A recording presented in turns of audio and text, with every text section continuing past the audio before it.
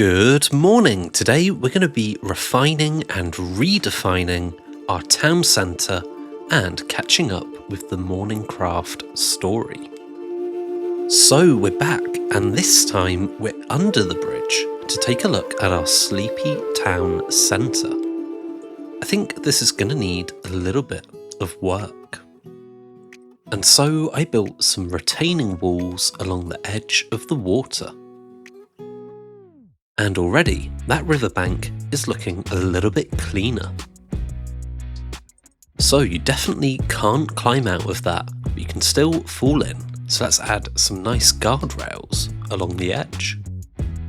And honestly, the start of the new year is the perfect time to come back and to clean up all your work so you're ready to start again. I made sure to clean up my desk before the new year, and I even bought a pretty nice candle. But there's still so much junk in this town centre.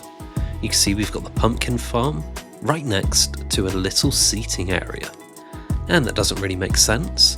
And then we've got quite a narrow valley here, but that arboretum is making it even more crowded. But I want to know if there's anything that you're planning to set back on track in the new year.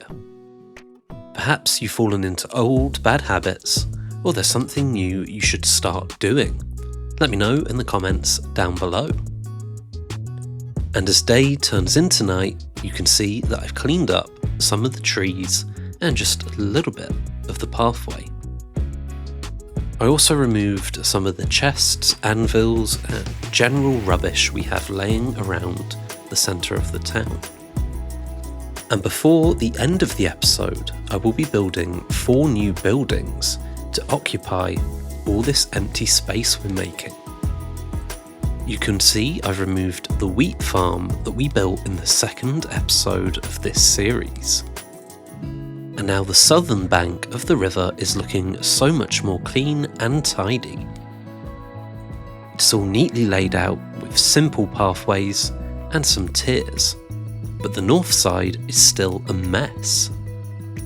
And I really don't think those messy mangrove trees are helping. So that's a little bit more open, but it's still entirely a mess. And so I went ahead and cleaned up this bank of the river with a nice retaining wall. And then once that was done, I came back to clean up the landscape. You can see it's just an awful blend between low and high, and so I came back with my shovel and I terraformed this into 3 stable tiers. And while the new year is a great time for refining, it's also a great time for redefining. And so, before the end of the episode, I'm going to do 4 brand new buildings in this area. But first, let's get back to the story. We've not had a look in a while. Under grip of fear, the people of Mornington had been too distracted to notice the abduction of the great forge worker Agglestan. He had been hauled all the way back to the Alufian Empire and was brought to help the Alufians with a very specific task. Agglestan, we do not seek to do you harm. We have only a question and a task. The great King Olafsson IV. Have you ever seen a painting of him? Or heard of his great deeds in battle? I would guess not, but how strange. The great king of the continent, with 19 years on this world, has left barely a ripple. Why do you think this is, Agglestan? My best guess.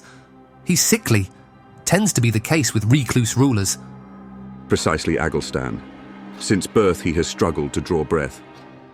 No amount of experimentation has been able to solve this, but we have been able to keep him alive in contained environments. The spores he requires to breathe are temperamental, difficult to produce. Until now. The great mages of Arborith have found a way to disperse them en masse. You will forge the pieces of the incubator which they cannot. Once you have this incubator, what changes? Why go to all this effort for a sickly king? They tried everything to fix him, Agglestan. Everything. It's taken this many years to sort his breath. But in the meantime, the mages have built entire libraries to store the knowledge we have on the king's anatomy, the results of his changes with each experiment. They catalogued every fibre of muscle, how to grow it and strengthen it. They found ways to make breaks and wounds heal within minutes, but still they couldn't fix his breathing. They know more ways to alter him than they know spells of any sort. What he has become is not comparable to man any longer. He is something entirely different. Once he can breathe freely, he can level entire armies alone.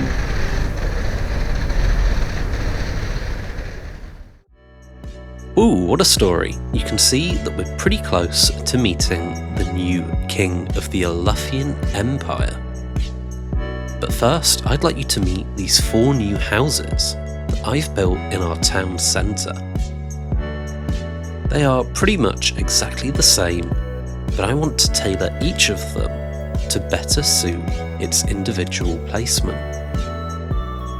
We have these 2 on the north bank of the river, and these look awesome. I also added some cherry trees to maintain that natural beauty that the Arboretum was providing.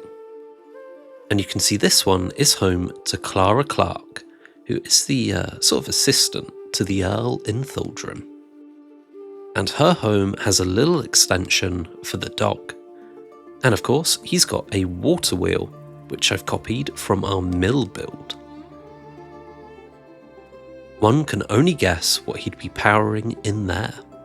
And then we've got this other house on the north side of the river, which comes equipped with a stables that digs into the mountainside. The stables is going to need a little bit of work, and I think it could use a tower on top. But then in the old place where we had the farm, we've got this other house for the Earl. It's only across the bridge from his assistant and the hearth, but it's got this lovely balcony that stretches over the river. And there we have it. Those are our 4 new builds. You can see the dog is taking the llamas to a brand new home. But overall, I'm pretty happy with this spring cleaning for the new year. Let me know what you think in the comments down below, and let me know if there's anything you're going to be spring cleaning as you go into the next year. Hope you have a wonderful morning, and I'll see you in the next episode on Friday. But until then, you can take this daily quote